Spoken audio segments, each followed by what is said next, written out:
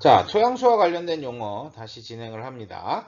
자, 이번에 이제 모세관수 이야기를 할게요. 모세관 포텐셜에 의해서 토양 입자 사이의 소공극에 위치하는 수분, 우리 모세관수 앞에서 했죠? 네, 그 얘기입니다. 그다음에 이제 모세관수는 인목생장에 가장 유용한 수분이고요. 모세관수의 결핍은 토양 표면의 증발 정도라든가 식생에 따라서 다르게 나타나기도 합니다. 그래서 우리가 일반적으로 식물이나 사람이 그러니까 생물이 활용할 수 있는 물, 중력수와 모세관수가 될 텐데요. 자, 그러면 일단 우리가 과거에 이제 전쟁 때문에 산림 피해가 굉장히 심했었어요. 헐벗은 이제 산들이 많이 나왔었죠. 그러다 보니까 어떻게 돼요? 침투가 일어나지 않고 표면을 따라서 흘러가는 이제 표면수들이 많아졌고요. 그러다 보니까 이제 지하수가 적어지고, 그다음에 산림이 황폐화되고, 또 지표면이 침식이 돼서 재해라든가 이런 것들이 발생이 많이 하게 되죠. 그다음에 그러다 보니까 물은 비 올 때만 흐르고 없는 상황이 발생합니다. 계곡에 물이 없는 거죠. 자, 이렇게 황폐된 곳에서 이제 식물을 우리가 이제 수목을 열심히 조림을 했어요. 그러면서 이제 산림이 점점 이제 그래서 민둥산이 사라지게 되고요. 황폐지가 사라지게 되죠. 자, 다시 물이 돌아오기 시작합니다. 자, 토양이 부드러워지면서 이제 어때요? 하늘에서 내린 빗물에 의해 이제 빗물 강우에 의해서 침투가 일어나게 되고요. 지하수들이 지중수가 양이 늘어나게 됩니다. 자, 뭐 이제 이때만 하더라도 식물의 그 광합성이나 뭐 이제 증발산에 의해서 유출되는 물의 양은 적어지고 오히려 지하수가 늘어나면서 이제 계곡에 물이 흐르게 되죠. 자, 근데 이제 시간이 흐르면서 점점 오는 비도 많아지고요. 식물도 굉장히 많아졌는데 계곡에 물은 없어요. 왜 그럴까요? 네. 이제 식물이 바로 이 얘기입니다. 토양 표면의 증발 정도나 식생에 따라서 다르게 나타나게 되는 거죠. 자, 소비자가 많아진 거죠. 식물이 지하수를 자, 아까 얘기했던 중력수라든가 모세관수를 흡수해서 증발산으로 활용을 하게 됩니다. 이 양이 늘어나게 되다 보니까 결국은 지하수의 양은 줄어들게 되고요. 총 지하수의 양은 결국은 자연스럽게 계곡으로 유출되는 유출수의 양도 줄어들게 되는 거죠. 비가 그치고 나서 이제 비가 오지 않는 동안에 유출이 일어나야 되는데 그 유출의 양이 줄어들게 되면서 하천에 흐르는 물의 양이 줄어들게 되는 현상들이 발생하게 되는 거죠. 자, 다음은 이제 유효수분입니다. 이 유효수분은 우리가 포장용수량과 영구유조점 사이의 토양수분을 우리가 유효수분이라고 이야기를 하고요. 이 유효수분은 식물 생장에 대한 농업적, 임업적 토양의 가치를 결정하는 데 중요한 요소로 우리가 지위 판정할 때 사용을 하기도 합니다. 또 포화 상태와 모세관수 사이에 위치하는 물은 상대적으로 짧은 기간 동안에 저류가 되고요.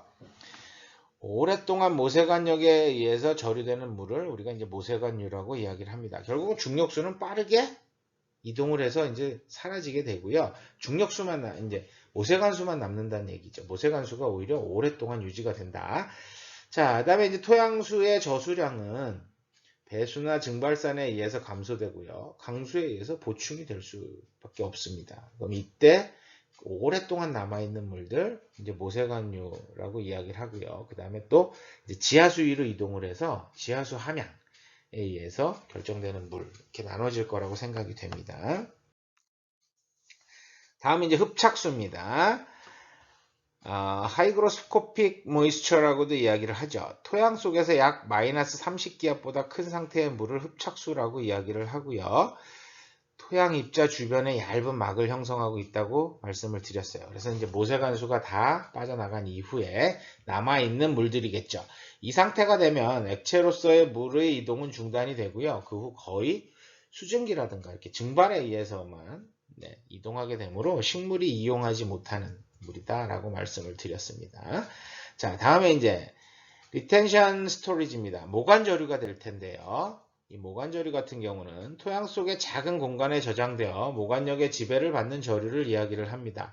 그래서 보통 우리가 유효수분과 흡착수를 합쳐서 이야기를 하게 되고요. 자, 그다음에 이제 저류에는 모관저류와 중력저류 이렇게 나눠지게 되고요. 중력저류는 아까 중력수, 대부분의 중력수를 우리가 중력저류라고 이야기를 하는데요. 이런 중력저류와 이런 모관저류를 딱 경계를 나눠서 명확하게 구분하기는 쉽지는 않다. 그래서 이 경계를 정확히 구분하는 건 어렵다라고 말씀을 드릴 수가 있겠습니다. 그래서 이제 토성에 따른 수분 함량의 분포인데요. 우리가 일반적으로 아까 얘기했듯이 영구 위조점과 포장 용수량 사이에 이 공간에 존재하는 물을 우리가 유효수분이라고 이야기를 합니다. 얘도 쓸 수는 있어요. 얘도 유효수분이에요. 얘도 유효수분이고요. 영구 위조점, 네, 뭐 포장 용수량 이렇게 나누다 보니까 네, 이 사이에 있는 물들을 우리가 이야기를 하게 되고요. 위쪽으로 넘어가면 이제 중력수죠. 빠르게 유실된 이제 잠시 머물렀다 중력에 의해서 이동하는 물이 될 테고요. 자, 그다음에 이제 이 아래쪽으로 내려가면 unavailable 이제 water입니다. 미이용 수분이 될 거고요. 우리가 일반적으로 사용할 수 없는 이제 그런 물들이 될 겁니다. 그래서 이제 토층에 따라서 이런 부분들이 나눠지죠. 그래서 보통 사양토에서 미사질 양토 이 정도까지가 네, 유효 수분의 양이 가장 많고요. 그다음에 이제 모래나 이런 식토 같은 경우는 이런 부분이 적게 나타난다라고 보시면 될 겁니다. 자, 다음은 이제 토양수의 이동입니다. 그래서 결국 이제 토양수가 어떻게 이동하냐. 토양에서 두 지점 사이에 위치 에너지의 차이가 있을 때 물은 에너지가 높은 지점에서 낮은 지점으로 이동을 하게 됩니다. 그럼 이제 경사도 위치 에너지죠. 그죠? 그 다음에 뭐 다른 형상에 의해서도 바뀌게 됩니다. 예를 들어서 젖은 토양 위에 건조 토양이 있으면 물이 네, 전혀 다르죠. 근데 젖은 쪽으로 건조 토양 쪽으로 위로 이동하게 됩니다. 때로는 이제 뭐 중력수가 지하로 이동할 때 건조 토양의 수분이 습은 토양 쪽으로 다시 이동을 하기도 합니다만, 자, 이것은 수두가 중력과 압력에 의해서 작용하기 때문이라고 보시면 됩니다. 그래서 우리가 수두, 그래서 이거는 압력과 중력을 더한 값이다 라고 생각을 하시면 돼요. 그래서 압력 차에 의해서도 발생하고요. 중력 차에 의해서 발생하는, 그래서 수위의 차를 우리가 수두라고 이야기를 하시면 됩니다. 그래서 보통 압력 수두 이렇게 이야기를 많이 하죠. 압력 포텐셜에 의해서 차이가 발생할 때 우리가 보통 이제 이 차이를 수두라고 이야기합니다. 자, 그래서 불포와 토양의 토성이 다를 경우엔 모세관 포텐셜에 의해서 또 이동을 해요. 그래서 이제 토성이 다를 경우에는 모세관 포텐셜의 영향을 받습니다. 그래서 이제 오른쪽 그림 같이 되는 거예요. 모래에서 로임, 양토나 점토 쪽으로 물이 이동을 하는 거죠. 그래서 점토 쪽으로 이동을 합니다. 그래서 실제로 모래에서 점토로 가고요. 모래에서 양토로 가고요. 양토에서 다시 점토로 이렇게 모세관 포텐셜에 의해서 이동을 하게 되는 거죠. 왜? 모래나 양토나 점토를 봤을 때 네, 모세관 포텐셜이 강한 것은 점토고요. 가장 약한 게 모래가 될 것 같아요. 그래서 순서대로 한다 그러면 뭐 클레이, 그죠? 클레이가 가장 점토가 크고요. 모세관 포텐셜이 그 다음에 로엠, 양토가 될 테고요. 그 다음에 샌드가 될 것 같아요.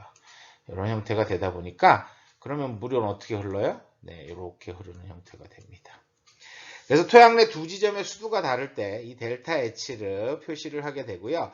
차이가 생기면 단위 길이당 값으로 우리가 표시를 합니다. 그래서 L분의 전체 길이분의 우리가 이제 그 수두차를 해서 이 표시를 바로 우리가 동수구배라고 이야기를 하고요. 수두차라고 이야기를 합니다. 그래서 물이 이동하는데 작용하는 힘이 바로 이 동수구배 이야기합니다. 근데 만약에 이 점에서 수두 차이가 없다면 네, 델타 H가 0이니까요. 토양수가 한 지점에서 다른 지점으로 이동하지 않는 상황들이 발생합니다. 근데 빈번한 강우나 용설, 증발산 등으로 인해서 항상 수두의 차이는 발생하게 되어 있고요. 어느 정도의 토양수의 속도가 느리더라도 토양수가 항상 움직인다라고 보시면 될 거예요. 자, 그럼 이런 이제 물의 이동률을 알려면 물 이동의 횡단면 A, 여기 보시면 이제 모식도를 그려놓은 건데요. A가 있습니다. 단면이 있죠. 그럼 이 단면을 통과하는 수리전도도가 필요한데요. K는 토양의 특징을 나타냅니다. 그래서 쉽게 말씀드리면 자, 이게 완전히 그 아까 얘기했듯이 점토같이 공급이 굉장히 작다. 그럼 수리전도도가 낮을 테고요. 모래다. 그럼 수리전도도가 굉장히 높을 겁니다. 그래서 같은 단면을 통과하는 물의 속도가 다르겠죠. 네, 그것을 이용한다라고 생각을 하시면 될 것 같습니다. 그래서 결국에는 우리가 이제 모식도를 그리니까 이렇게 되죠. 물이 수위고요.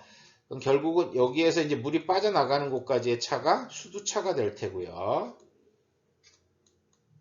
그래서 첫 번째 H1하고 H2를 뺀 게 수두차가 되겠죠. 이렇게 해서 이제 이건 기준면이라고 생각하시면 될 겁니다. 그래서 발생을 하게 되는 거죠. 자, 그다음에 이제 이런 것들의 원리를 잘 설명을 해주는 것 중에 하나가 이제 다시의 법칙입니다. 1856년도에 헨리 다시라는 분께서 모래를 가지고 실험을 해갖고요, 포화수가 이동하는 연구를 진행을 하게 됩니다. 그거를 이제 결론을 낸 게 다시의 법칙이 됩니다. 그래서 다시의 법칙, 물의 속도는 투수계수 곱하기 동수구배다 라고 계산을 하게 되고요. 뭐 우리가 일반적으로 여러분들 Q 값을 구하는 공식 알고 계시죠? Q. 유량을 구하려면 단면적 곱하기 유속을 하면 됩니다. 그죠? 단면적 곱하기 유속을 하는데요. 여기에서 A는 그대로 두고요. 투수계수랑 동수구배를 집어넣어 버리면 계산이 돼 버리는 거죠. 그래서 Q는 단위 시간당 유량이 될 테고요. K는 투수계수로 우리가 일반적으로 이제 실험적으로 고안된 장치에 의해서 결정되는 상수값입니다. 그 다음에 A는 수류가 통과하는 단면적일 테고요. 단면적을, 즉 동수구백을 넣어주게 되는 거죠. L분의 델타 H는 동수구배입니다. 그래서 수두 전장에 대한 수두 차이다 라고 이야기를 하면 되고요. 그래서 Q는 AV를 다 풀어서 해치면 K, A, 그다음에 L분의 델타 H 이렇게 계산이 돼. 이제 식이 만들어지게 됩니다. 자, 앞에서 이야기했던 다시의 법칙이 원래는 아까 모래를 가지고 했다고 그랬죠. 모래의 포화류에 대한 정의라고 얘기를 했는데요. 불포화 토양의 수류에서도 대부분 적용이 됩니다. 그래서 이제 식에서 투수계수를 이제 다른 걸로 이제 대체를 합니다. 수리전도도로 대체하는 것 이외에는 식이 유사합니다. 그래서 수리전도도 K는 함수량 또는 수도 H의 함수로 우리가 표시가 되고요. K는 상수가 아니고 QV 또는 H에 따라서 변하는 값이 될 겁니다. 그래서 불포화 토양의 수류, 지중수에 대한 다시의 법칙은 아래처럼 표시가 됩니다. 그래서 Q는 A 곱하기 K는 이번엔 수리전도도가 될 테고요. 그 다음에 L분의 델타 H를 곱해줘서 우리가 계산을 할 수가 있게 되겠습니다. 예제 한번 풀어보고 갈까요? 자, 아까 다시의 법칙 Q는 AK 곱하기 L분의 델타 H인데요. K를 이제 구하라고, 포화 수리 전도도를 구하라고 나오네요. 그래서 이제 같은 조건들은 다 나옵니다. 첫 번째 수두는 100cm, 두 번째 수두는 50cm, L은 40cm, A는 단면적이죠. 20제곱cm. 그다음에 이제 Q는 0.25로 관측이 됐답니다. 여기서 포화 수리 전도도를 구하라고 하니까 우리가 Q에 대한 식을 K에 대한 식으로 이항 정리를 하면 됩니다. 그래서 A와 L 델타 H를 넘겨주면요. A 곱하기 델타 H분의 QL로 이제 이항 정리가 될 테고요. 집어넣으면 되죠. 20, A 20이고요. 곱하기. 그 다음에 델타 H, 수두차 H1-H2 해주면 되죠. 그러면 얼마가 나옵니까? 100-50 하고요. 그 다음에 위에 QL입니다. Q는 0.25였고요. 그 다음에 거리 L은 40cm였습니다. 그래서 20 곱하기 100-50, 20 곱하기 50이니까 1000분의 0.25 곱하기 40 하니까 10 정도 되겠네요. 그래서 100분의 10 되니까 K 수리전도도는 0.01cm/s로 우리가 계산을 할 수가 있겠습니다. 자, 그래서 이런 관계에서 이제 우리가 수리전도도와 수분함량과의 관계를 보면요. 바로 이제 아래 보시는 그래프처럼 만들어지게 됩니다. 그래서 PWM부터 시작을 해요. 위저점부터 시작을 해야겠죠. 영구 위저점입니다. 앞에서 용어 정의했었죠. 그 다음에 이제 중간이 포장 용수량이고요. 그 다음에 완전히 포화됐을 경우라고 봤을 때, 이제 이렇게 최고점을 이루게 되죠. 그래서 완전히 포화됐을 때 최고값 수리전도도는, 그 다음에 점점 낮아져서 영구 위저점에서 거의 제로가 되는 형태라고 보시면 될 겁니다. 근데 이런 관계에서도 역시 이력 현상이 있습니다. 그러니까 이게 지금 포화된 데서 포장 용수량을 지나서 영구 이조점으로 감소할 때 하고요. 그다음에 영구 이조점에서 포장 용수량을 지나서 포화될 때까지를 증가하는 K값하고의 이력, 아까 이력 현상이 발생합니다. 이력 현상이 있는데요. 이력 현상 때문에 토양수 이동을 예측하기에 상당히 어렵습니다만 우리가 앞에서도 똑같이 얘기했었죠. 경험상의 특징 K 곡선을 우리가 이용을 해서 하나의 값으로 라인을 만들어서 우리가 분석에 활용을 하게 됩니다.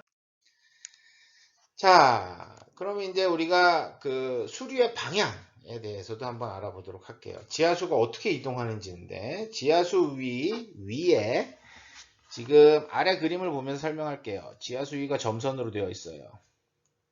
이 지하수 위 임의의 점, 세 점에다가 하나, 둘, 세 점에 1, 2, 3에 텐시오미터, 장력계죠. 장력계를 꽂아서 마이너스 P 수분 장력을 측정을 했어요. 그래서 P1에서는 우리가 마이너스 200cm, 그 다음에 P3, 두 번째 점이 P3죠. 깊이에서, 두 번째 깊이에서는 마이너스 150, 그 다음에 2번 점이 가장 깊은 지점이네요. 마이너스 10 표시가 됩니다. 측정을 하고요. 편리한 기준면에 설치할 수 있으므로 우리가 이제 기준면을 지정을 해서요. 기준면으로부터 우리가 깊이를 Z도 측정을 했습니다. 중력도 2000cm 1은, 3번은 1900cm, 그 다음에 2번은 1800cm로 측정을 했어요. 그럼 이제 여기서 이제 수도를 우리가 계산을 해보면요. 앞에서 우리가 배웠죠. 수도는 압력 플러스 중력이다라고 말씀을 드렸었잖아요. 그래서 그 식을 이용을 하면 됩니다. 그래서 위치 1에서의 H1, 이제 위치 1에서의 수도는 P1 플러스 Z1이 됩니다. 그래서 P1이 뭐였어요? 2000. 아니, P1은 마이너스 200이었죠. 마이너스 200 플러스 Z1, 2000이 됩니다. 그래서 1800cm가 이제 위치 1에서의 수도가 될 테고요. 위치 2에서의 수도 H2는 P2 플러스 Z2니까 P2가 얼마였어요? 마이너스 10이고요. 플러스 1800. 1800을 하니까 1790이 수도가 되고요. 그 다음에 점 3에서의 수도 H3는 P3 플러스 Z3가 됩니다. 그래서 자, 점 3에서의 압력, 수분 장력은 마이너스 150이었고요. 플러스 중력 포텐셜 Z3는 1900이니까 네, 1750이 되는 거죠. 이렇게 따지면 수도 차이를 봤을 때 우리가 높이로 본다 그러면 분명히 물은 1번에서 2번으로 흘러야 정상입니다. 그죠?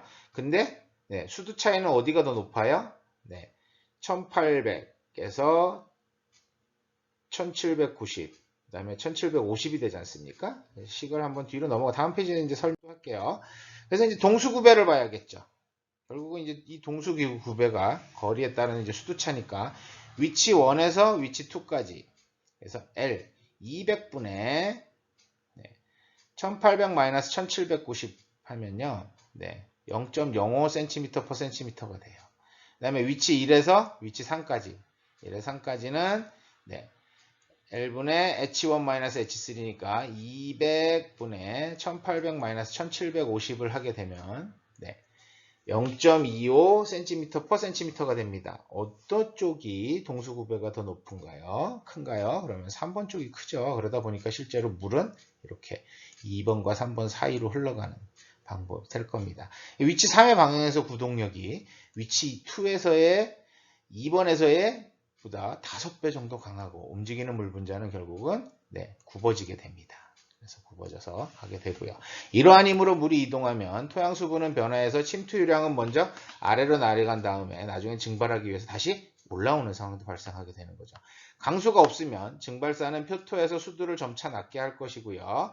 그래서 동수구배를 상당히 변화시킬 거다라고 만들게 될 겁니다. 자, 다음에 이제 침투와 투수 관련된 부분에서 침투와 투수에 영향을 주는 요인들하고 관련된 내용들을 진행합니다. 자, 침투 앞에서 했었어요. 이제 처음에 여러분들 아마 수업 시작할 때 뭐 용어들 이야기 많이 했었을 텐데, 침투, 물이 토양 표면을 통과해서 지나가는 과정입니다. 투수는 토양을 통과해서 물이 측방이나 이렇게 이제 뭐 틀어가는 형태들이 이야기를 할 겁니다. 전반적인 이야기들을 투수라고 이야기를 했죠. 자, 일반적으로 물은 모세관과 중력 포텐셜, 그러니까 모세관 포텐셜, 중력 포텐셜의 반응으로 불포화 토양 속으로 침투를 하게 됩니다. 자, 만일 물이 표면에 고여 있게 되면 압력 수두가 침투를 일으키는 포텐셜로 추가가 되겠죠. 물이 표면에 고여 있게 되니까. 그다음에 처음에는 모세관 포텐셜이 지배적이지만 물이 보다 깊이 투수가 되면 토양 수분이 증가하게 되고요. 토양 수분이 증가하게 되면 모세관 포텐셜은 점점 약화가 됩니다. 그래서 포화점에 도달 시 중력 포텐셜이 이제 주로 작용하는 이런 형태가 됩니다. 그래서 침투능, 물이 토양 내로 유입될 수 있는 최대율이었죠. 일정 시간에 실제로 토양으로 유입되는 정도를 우리가 이제 침투능이라고 이야기를 하게 되고요. 자, 그러면 이제 침투와 투수에 영향을 주는 요인들 중에 수질, 네, 미사, 화학물질, 식생부스러기들에 의해서 이 침투에 영향을 미치게 되고요. 또 토성과 구조, 공급률 대표적인 게 이런 형태도 됩니다. 그래서 공급률에 따라서 투수가 잘 되고 안 되고 결정이 되겠죠. 그 다음에 이제 생물적인 활동과 유기물, 그 다음에 피복이나 임상 또는 지피식생의 형태와 깊이에 따라서도 달라질 테고요. 그 다음에 표토의 수분성, 토양의 서리와 얼음, 하부 토양 내에 갇힌 공기 이런 것들도 공극에 영향을 미쳐서 결국은 투수에 영향을 미치는 그런 형태들이 될 것 같습니다.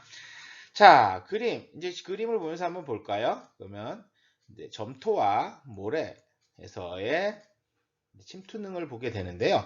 초기 침투능은 굉장히 높아요. 물론 초기 침투능이 소공극이 가장 더 많은 클레이가 훨씬 낮죠. 그 다음에 이제 대공극이 많은 모래가 초기 침투능이 굉장히 높습니다. 근데 모래 같은 경우 침투능의 변화가 그렇게 급격하게 변하지 않습니다. 완만한 곡선을 이루게 되는데요. 네, 점토는 어떻습니까? 소공극이 많다 보니까 급격한 형태의 변화입니다. 용이죠. 자, 강우가 얼마 동안 침투능을 초과하여 계속되는 것을 나타내는 것이고요. 초기 침투능이 아주 커서 나중에 심토로 배수가 되어도 처음보다는 적습니다. 그 다음에 최종 침투능에 도달할 때까지는 토양 함수량의 증가와 함께 침투능은 감소하게 되고요. 만일 강우가 그치거나 침투능 이하로 내리게 되면 초기 침투능은 어느 정도 다시 회복이 되는 그런 현상들이 나타나게 됩니다. 그래서 이제 침투능과 관련된 내용들을 보면요. 토양의 표면에 지피물이 없으면 강수의 낙하 에너지로 토양 입자를 분산시켜서 공극을 막고 침투능을 감소시키는 역할을 합니다. 그래서 실제로 산화지 같은 경우도 비슷한 현상들이 발생이 돼요. 산불이 난 지역들, 토양이 한번 싹 부어졌죠. 그러다 보니까 소수성이 굉장히 높아집니다. 친수성이 아니고 소수성이 높아지다 보니까 실제로 비가 왔을 때 이 아주 작은 입자들이 토양 공극 입구를 막아버려 갖고요. 물이 땅속으로 침투되는 것보다 표면으로 흘러가는 걸 더 빠르게 많게 만드는 그런 상황들도 발생하게 되죠. 그 다음에 이제 임상, 부식, 세근 이런 세근들은 이러한 에너지를 흡수해서 침투되는 물을 정화하는 역할들을 하게 됩니다. 그 다음에 이제 임도나 온제로, 야적장 같은 것들이 만들어지게 되면 우리가 일반적으로 지표면이 드러나니까 침투가 더 잘 될 것 같은데요. 실제로는 토양 내 공극이 없어서 침투가 안 되는 답압에 의해서 이제 이렇게 공극이 줄어들게 되고요. 침투가 안 되고 오히려 침투보다 표면을 흘러가는 이런 현상들이 더 많아진다라고 생각을 하시면 될 것 같습니다. 자, 이런 이제 그 실제 침투율은 강우 기간 중에 얼마 동안의 배수 기간이 발생하느냐에 따라서 변화하게 되는데요. 이런 침투능 곡선은 침투가 시작되기 전에 직전의 강우량을 결정하는 데 사용되기도 하지만 잘못 추정할 수도 있어서 주의가 필요합니다. 아까 얘기했죠. 비가 오지 않으면 다시 그러니까 강우량이 유입량이 침투율보다 낮아지는 상황이 발생하면 다시 침투능이 늘어난다 그랬죠. 그래서 이론적으로는 이렇게 비가 왔을 때 강우 강도에 따라서 이론적으로 이렇게 감소하는 곡선이 만들어지게 되는데요. 시간의 흐름에 따라서 실제로는 감소와 증가를 반복하는 형태들이 되는 것들 그래프들이 보이죠. 이런 실제 침투능과 이론적 침투능은 차이가 있게 되고요. 그러다 보니까 우리가 이론적으로 침투능을 계산을 해서 우리가 직전에 강우량을 계산하는데 활용하기도 하는데 실제로는 이런 오차들이 발생할 수가 있다라고 생각하시면 될 것 같습니다. 자, 이런 이제 침투율을 측정하는 방법은 뭐 제일 좋은 방법이 실험실에서 측정하는 방법이 좋긴 한데요. 오차가 큽니다. 야외와 강수 조건이 전혀 다르기 때문에 큰 가치는 없습니다. 근데 이제 뭐 실험실에서 한 것들을 이제 뭐 적용을 하는 경우들도 있긴 있어요. 근데 이제 대부분 바깥에서 많이 실험을 하는데요. 뭐 여러 가지 있습니다만 원통형 침투계라는 링 인필트로미터랑 그다음에 이제 인공 강우기 이런 것들을 많이 활용을 하게 됩니다. 그래서 특히 이제 원통형 침투계 같은 경우는 토양이 다를 때 침투능의 차이를 알기 위해서 야외에서 이렇게 설치를 해서 합니다. 왼쪽 아래 두 개 그림 같은 형태가 될 거예요. 이렇게 원형으로 만들어서 토양 종류별로 이렇게 설치를 해서 토양의 속으로 이제 물이 침투되는 것들을 측정을 할 수가 있겠죠. 근데 이제 문제는 이건 침투만 확인하는 거죠. 지표류를 계산할 수가 없습니다. 그래서 실제로 하늘에서 내린 비가 땅속으로 스며들지 못하는 일부는 다 지표면을 따라 흘러가야 되는데요. 지금 보면 그림 보면 어때요? 원통으로 막아놓고 물이 그게 다 침투되는 속도를 측정하고 있는 거지 않습니까? 그러다 보니까 지표류 계산이 안 됩니다. 그다음에 이제 연구용으로 이거를 개량한 게 가운데 보이는 이런 이제 인공 강우기예요. 자연 강우의 세기와 에너지를 이제 축소해서 모의한 이런 장치들이 될 것 같습니다. 그래서 이제 시험지에서 일련의 침투능을 측정한 결과는 항상 유역의 침투능보다 낮게 나오게 되고요. 때때로 이 방법으로 문제점을 고치기 위해서 잘못 사용될 때도 있습니다. 그래서 실제로 유역에서의 침투율은 지역별, 시간별로 변하므로 그 측정이 쉽지가 않습니다. 그래서 뭐 비가 오고 굉장히 오랜 시간이 지난 다음에 건조해진 다음에 하는 거랑 비가 온 얼마 후에 하는 것과도 다르고요. 하루 중에 어느 시간에 하느냐에 따라서도 다르고요. 굉장히 다릅니다. 뭐 그래서 좀 더 정확하게 하려고 오른쪽처럼 이렇게 대형으로 만들어서 실험을 하기도 하는데요. 균일하게 비를 내리게 만드는 것도 쉽지가 않고요. 또 하나 비가 전 지역에 균일하게 내리지 않습니다. 그죠? 여러분들 아마 그런 경우 겪어보셨는지 모르겠지만 저도 우리 대한민국에서도요. 출장 갔다 오다가 고속도로 휴게소에 주차를 했는데 주차 한 곳에는 비가 내리고 있었고요. 주차해서 몇 발자국 걷지 않은 곳은 젖지 않았어요. 말라 있더라고요. 비가 오지 않아서 깜짝 놀라서 쳐다봤던 그런 기억도 있습니다만